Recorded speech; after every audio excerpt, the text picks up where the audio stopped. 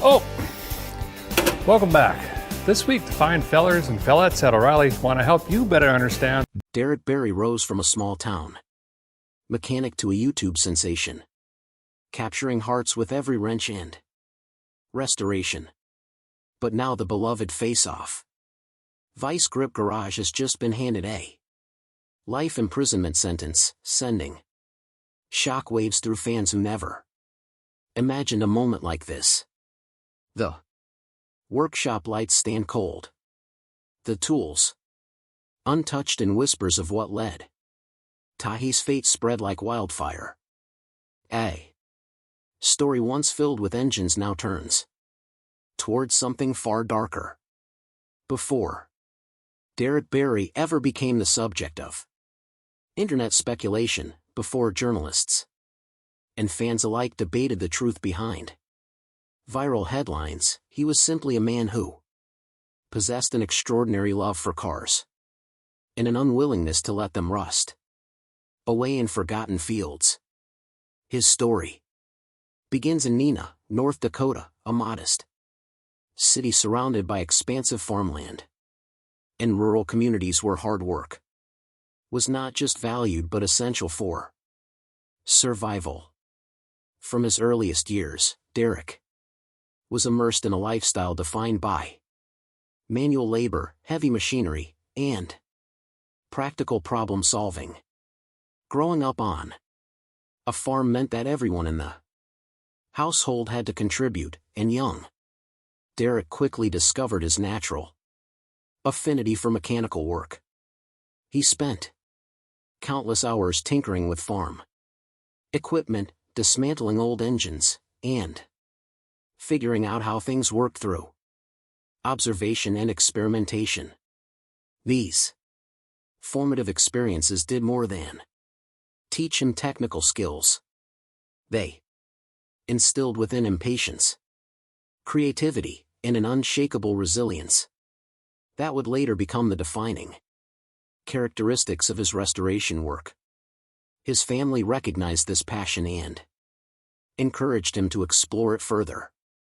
Relatives reportedly gave Derek access to abandoned cars, broken farm machinery, and assorted tools, creating an environment where he could experiment freely.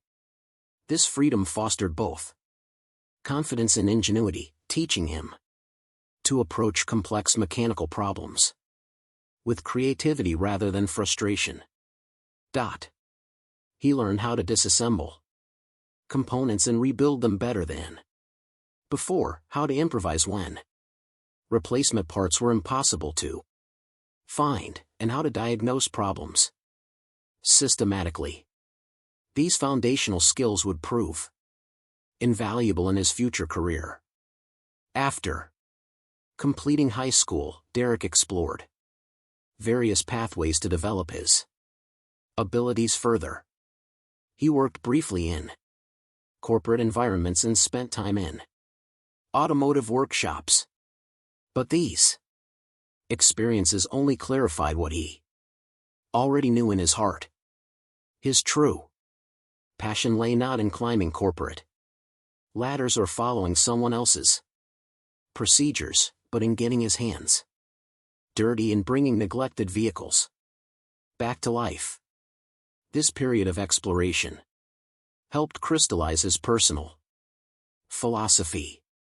Resourcefulness, creativity, and sheer persistence could accomplish far more than expensive tools or fancy equipment ever could. The corporate world weighed heavily on Derek. During those years, every day felt like swimming against the current bureaucracy, with endless reports, meetings, and efficiency metrics slowly eroding the mechanic he had always been at heart. When management positions came his way, he initially hoped they might offer some freedom or influence over his work. Instead, they felt like walking into a cage illuminated by fluorescent lights and filled with paperwork that seemed to multiply daily. The machine she had once loved working on became distant memories. as spreadsheets consumed his time. In 2018, Derek made a decision that would define everything that followed. He walked away from the corporate world and returned to what Heckner best, the garage. Not a professionally equipped facility with immaculate bays and expensive equipment, but rather a simple gravel driveway, a handful of wrenches, and whatever tools she could borrow from friends and neighbors. To most people, this might have seemed like a step backward. To Derek, it represented the purest form of freedom imaginable, a blank canvas upon which he could express his skill, creativity, and stubborn determination without compromise. He began recording himself, reviving forgotten America classics using nothing more than raw determination, a minimal toolbox, and boundless patience. These early videos were unpolished by any conventional standard. The camera often shook during critical moments. Mechanical breakdowns interrupted nearly every episode.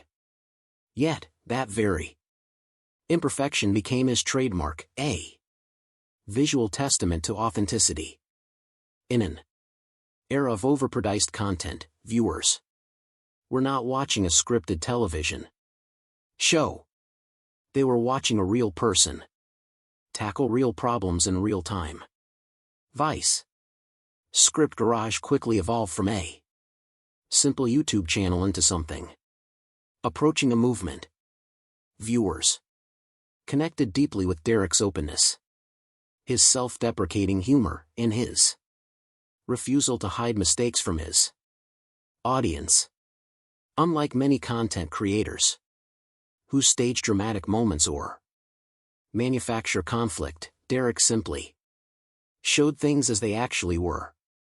The grease, the failures, the small victories, and the sheer stubbornness required to resurrect machines that had not run in decades. Fans felt as though they were standing right beside him in that gravel driveway, learning alongside him with every turn of the wrench. The numbers tell their own remarkable story. Why?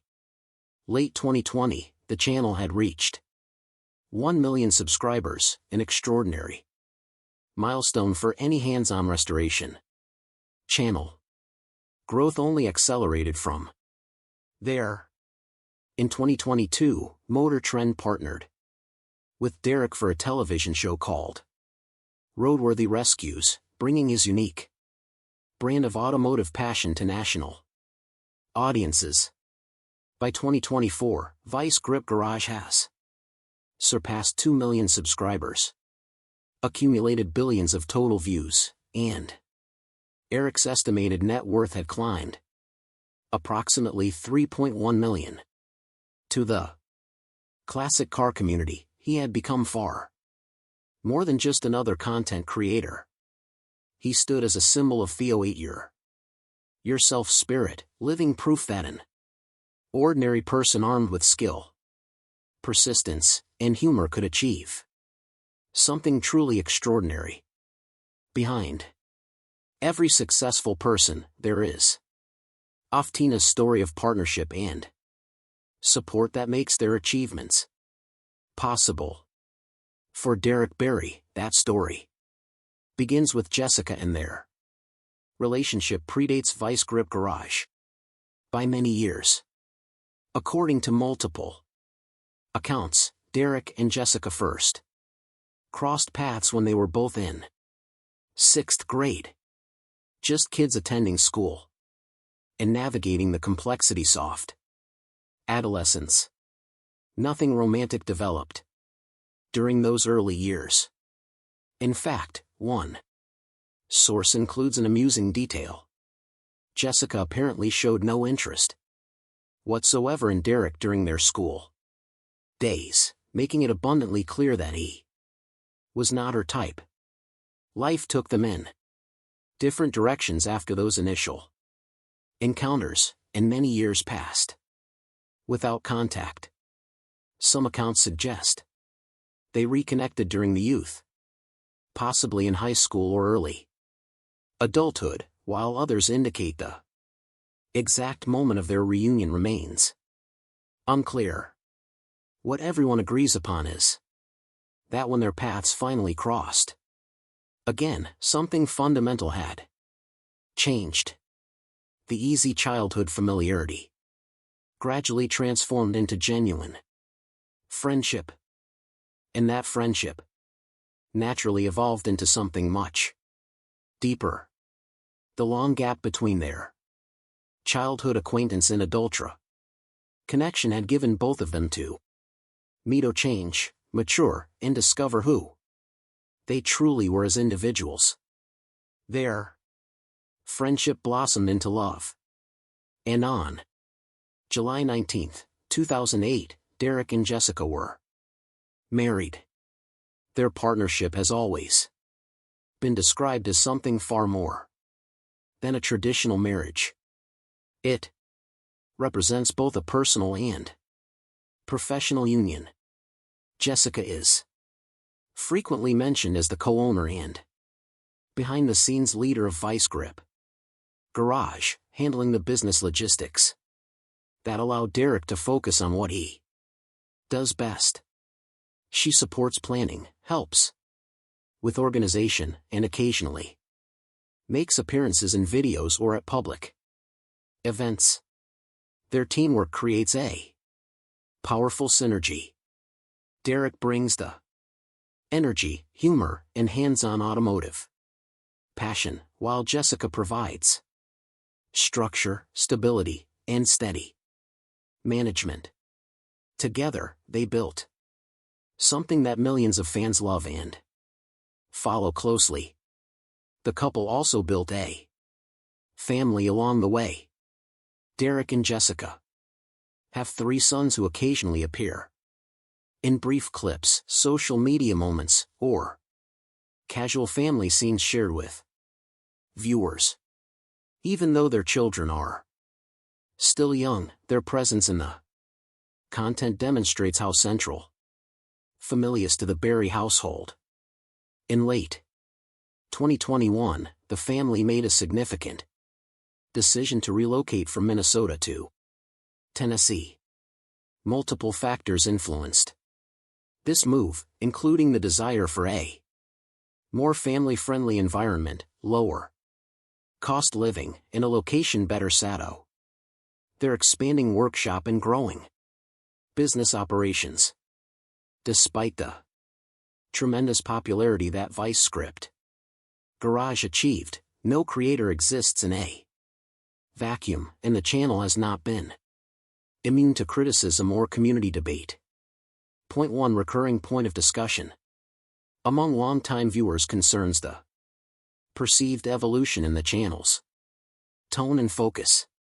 Some fans who followed Vice Grip Garage from its earliest days have noted that earlier videos emphasized budget-friendly grassroots restorations, often featuring Derek working with limited tools or parts scavenged from junkyards. As the channel grew and resources expanded, some viewers felt that projects became larger in scale or more professionally polished, potentially moving away from the scrappy do-it-yourself ethos that initially attracted them.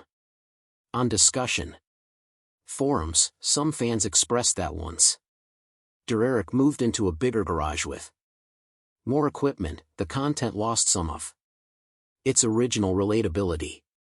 Content consistency emerged as another common discussion point. Some viewers expressed frustration when projects were sold before completion, skipped over without explanation, or delayed indefinitely when certain cars were restored, and then quickly resold without follow-up content. Debates sparked within the community about whether the channel's priorities had shifted toward monetization rather than pure restoration and enjoyment. While These practices are not unusual in automotive restoration, particularly for income-generating projects. They nonetheless generated conversation about what fans expected versus what the channel delivered. Sponsorships and collaborations also attracted occasional critique. As Vice Grip Garage expanded, Derek engaged with other creators and brands, which some fans interpreted as compromising authenticity or prioritizing visibility over genuine enthusiasm. However, these criticisms remain largely subjective. Many fans appreciated the additional resources these partnerships brought to projects and recognized that monetization represents a practical necessity for sustaining any large-scale content operation. Nostalgia plays a significant role in these discussions. Fans who followed the channel from its humble beginnings naturally compare new content to the original style, leading to hate and scrutiny that any evolving creative project would face. Let us know in the comments. And don't forget to like, share, and subscribe for more updates just like this.